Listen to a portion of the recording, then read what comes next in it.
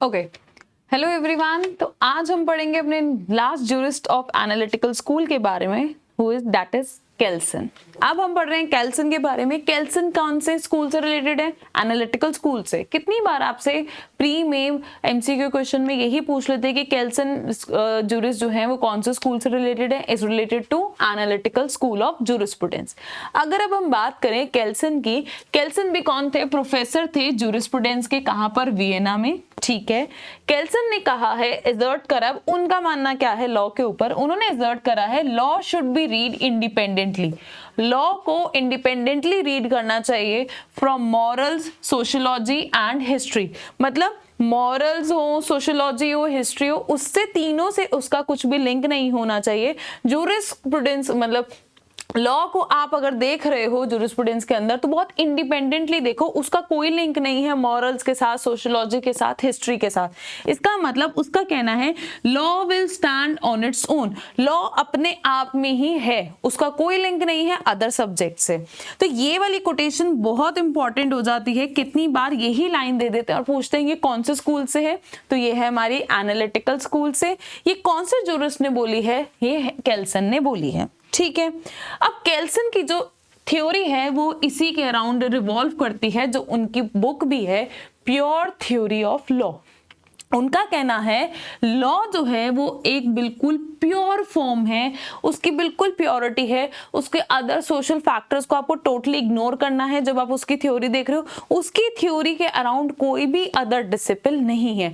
Law अपने आप में भी है। इसलिए केल्सन को कितनी बार किस नाम से जाना जाता है? प्योर थ्योरी ऑफ लॉ से जाना जाता है।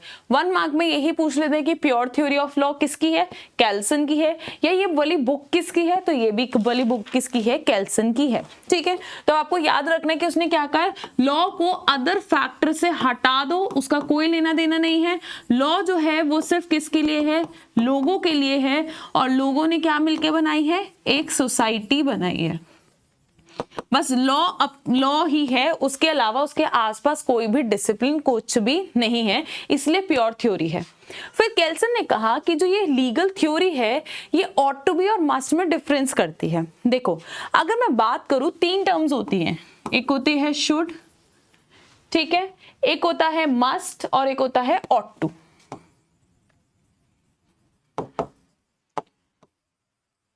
तो इन्होंने इसमें काफी डिफरेंशिएट करके बताया है कि हम जब लॉ को देख रहे हैं तो हमें देखना है कि लॉ ये है।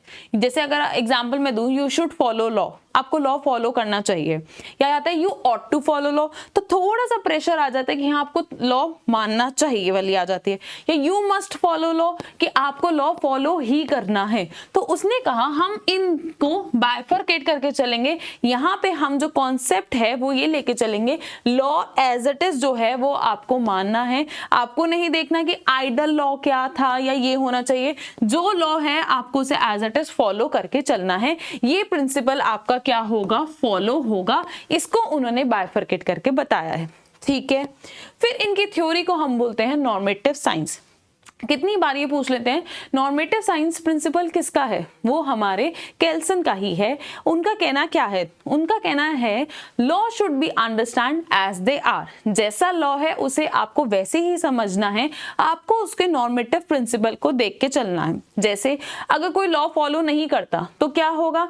पहले अगर जैसे कोई लॉ फॉलो नहीं करता तो उसने क्या किया? क्राइम करा। ठीक है। क्राइम के बाद वो कोर्ट जाएगा, उसका ट्रायल चलेगा। ट्रायल चलने के बाद क्या है? फिर क्या है? कोर्ट अपना क्या देगी? डिसीजन देगी। तो एक ही नॉर्मेटिव साइंस हो गया ना कि चीजें अकॉर्डिंगली होगी। तो वो कह रहे हैं लॉ को रीड करो एक एक्चुअल सेंस में। ये मत देखो लॉ आइडियली क्या होना चाहिए। उनका एम्फेसिस ये है कि हमें जो लॉ है वो ऑपरेट हुआ है, वो बेस्ड है हमारे नॉर्म्स के ऊपर। जैसे कि डिक्टेटिंग प्रोसीजर है, जैसे कि अगर अब मैंने एग्जाम्पल दिया, किसी ने क्राइम किया तो पता है उसका ट्रायल चलेगा, तो ये प्रोसीजर एज इट इज चलता रहेगा। इसलिए हम इसे क्या बोलते हैं? Normative science. कि जो चीज चलती आ रही है, साइंस क्यों?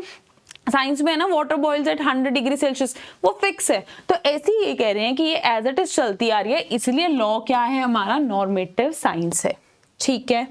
फिर क्या है? इन्होंने दिया मोस्ट इंपॉर्टेंट जो चीज है वो है grand norm. Grand norm theory, अब अगर मैं बात करूं ग्रैंड नॉर्म है क्या, वो कह रहे हैं किसी भी सिस्टम, किसी भी बिहेवियर को डिफाइन करने के लिए एक उसके पीछे होता है ग्रैंड नॉर्म।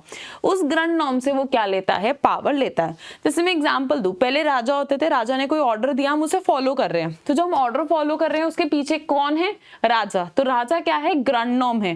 और हम मान के चलते थे कि जो राजा जो भी बात बोलता है वो भगवान से डायरेक्ट उसे मिली है, तो राजा को कहां से मिली पावर, वो गॉड से मिली है। तो सिमिलरली वो ये कह रहा है केल्सन कि कोई भी जो नॉर्म है वो ग्रैंड नॉर्म तभी बनता है जब वो एक बेसिक स्टैंडर्ड के ऊपर होता है और फिर वो इंडिविजुअल्स उसे फॉलो करते आ रहे हैं। इसका मतलब ग्रैंड नॉर्म क्या है, ये है हमारा बेसिक नॉर्म। ग्रैंड नॉर्म क्या है, जैसे हमारे इंडिया में प्रीएम्बल है, प्रीएम्बल क्या है, कॉन्स्टिट्यूशन का, वो ग्रैंड नॉर्म है। या कॉन्स्टिट्यूशन क्या है, कॉन्स्टिट्यूशन भी एक ग्रैंड नॉर्म है हमारे अदर सब्जेक्ट्स के लिए, क्योंकि अदर जो सब्जेक्ट्स पावर लेते हैं वो सारे किससे लेते हैं, कॉन्स्टिट्यूशन से लेते हैं।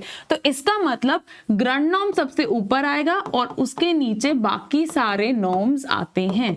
मतलब जितने भी ये नॉर्म्स हैं, लॉज हैं, ये किससे पावर लेते हैं, ये हमारे ग्रैंड नॉर्म से लेते हैं। तो ग्रैंड नॉर्म क्या हो गया, हमारा बेसिक नॉर्म है, उससे ही ये बाय लॉज, मतलब ये सेकेंडरी लॉज, उससे ही क्या ले रहे हैं, पावर ले रहे हैं। उसी से ही स्पेसिफिक ऑफिशियल एक्शन निकल के आ रहा है, पर्टिकुलर प्राइमरी नॉर्म्स निकल कर आ रहे हैं। इसका मतलब सब फिर उससे ही एक्सेप्ट करते हुए चलेंगे, जो चीज है ऐसे ही रहेगी। और ग्रैंड नॉर्म जो है वो रिप्लेस हो सकता है, हाँ, अगर एक और अच्छा ग्रैंड नॉर्म आ जाए जो उसे ओवरराइडिंग इफेक्ट रखता है, तो वो जो ग्रैंड नॉर्म है उसे रिप्लेस कर देगा। इसका मतलब अगर जो अब वाला ग्रैंड नॉर्म आया है वो पहले वाले को अनकॉन्स्टिट्यूशनल डिक्लेयर करता है, तो जो ग्रैंड नॉर्म है वो क्या है, रिप्लेस हो जाएगा। तो इसका मतलब कोई भी चीज अगर ग्रैंड नॉर्म के अगेंस्ट आती है तो वो क्या होगी, वो अनकॉन्स्टिट्यूशनल होगी। तो ग्रैंड नॉर्म का कॉन्सेप्ट कौन लेकर आया है, ये केल्सन लेकर आया, जो हमारी आज के में भी क्या है, प्रिविलेंट है। आज भी हम इसे कंटिन्यू मानते हैं जैसे हमारा कॉन्स्टिट्यूशन है। ठीक है, ये हो गया हमारा ग्रैंड नॉर्म। तब ग्रैंड नॉर्म का कॉन्सेप्ट कौन लाया, केल्सन लाया। फिर नेक्स्ट आता है सब्सटेंटिव वर्सेस प्रोसीजरल लॉ। केल्सन ने कहा हमें पता है सब्सटेंटिव लॉज कौन से हैं, आईपीसी है, प्रोसीजरल लॉ कौन से हैं, जो ये हमारे सीपीसी हैं। तो वो कह रहा है केल्सन कि इनका बाइफरकेट करने की रिक्वायरमेंट ही नहीं है, कि आप सब्सटेंटिव और प्रोसीजरल को बाइफरकेट करने की जरूरत ही नहीं है। क्यों नहीं है, क्योंकि इन दोनों को कहां से पावर मिली है, उन दोनों को पावर जो मिली है वो ग्रैंड नॉर्म से मिली है, इसलिए इनका बाइफरकेट करने की जरूरत ही नहीं है। जब इन्हें पावर ही ग्रैंड नॉर्म से मिली है तो क्यों बाइफरकेट करें, दोनों को सेम पावर मिली है। हमें पता है सब्सटेंटिव में अगर किसी ने मर्डर करा है तो हम बीएनएस रेफर करेंगे, और अगर उसका ट्रायल देखना है तो ट्रायल के लिए हम उसकी अब जो एक्ट्स आए हैं वो सीआरपीसी जैसे पुराना है वो रेफर करेंगे। इसका मतलब हमें दोनों को बाइफरकेट करने की नीड नहीं है, पर जो मेन फोकस करना पड़ेगा वो हमें प्रोसीजरल लॉ पे करना पड़ेगा। क्यों, क्योंकि जो प्रोसीजरल लॉज है उसमें पूरा प्रोसेस होगा कि पहले वो एक्यूज्ड आएगा, उसका ट्रायल होगा, फिर जजमेंट होगा। जबकि सब्सटेंटिव लॉ तो डायरेक्ट सेक्शन बता रहा है कि ये ऑफेंस हुआ है तो अब ये इसमें पनिशेबल होगा। इसलिए इसका कहना है कि बाइफरकेट मत करो, और जो मेन इंपॉर्टेंट है वो है प्रोसीजरल लॉ। ठीक है, फिर जो नेक्स्ट कॉन्सेप्ट आता है इनका वो ये कहते हैं कि हमारे पास 3 ऑर्गन्स ऑफ गवर्नमेंट होते हैं। हमें पता है हमारे पास कौन से ऑर्गन्स हैं, लेजिस्लेटिव है, एग्जीक्यूटिव है, जुडिशरी है।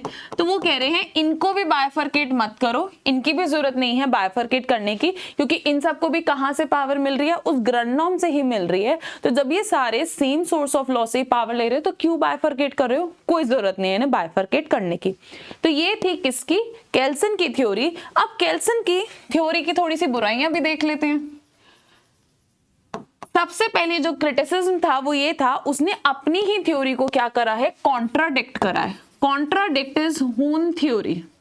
उसने कैसे कहा, उसने कहा प्योर थ्योरी ऑफ लॉ है, कि सिर्फ लॉ ही लॉ है, उसमें कोई भी नहीं आएगा। हमने कहा लॉ किससे बना है, लोगों से। लोग कहाँ है, सोसाइटी से। इसका मतलब लॉ के साथ सोसाइटी तो आ ही गया। हम ऐसे कैसे कह सकते हैं लॉ नहीं है, मतलब लॉ एक्सेप्ट करेंगे पीपल तभी तो लॉ होगा। तो सर्टेन पीपल कौन है जो एक्सेप्ट कर रहे हैं, वो सोसाइटी है। तो लॉ प्योर कहाँ रहा, इसमें सोसाइटी फैक्टर तो आ ही गया। ठीक है, फिर उसने कहा कि जो 3 ऑर्गन्स थे गवर्नमेंट के उन्हें बाइफरकेट मत करो।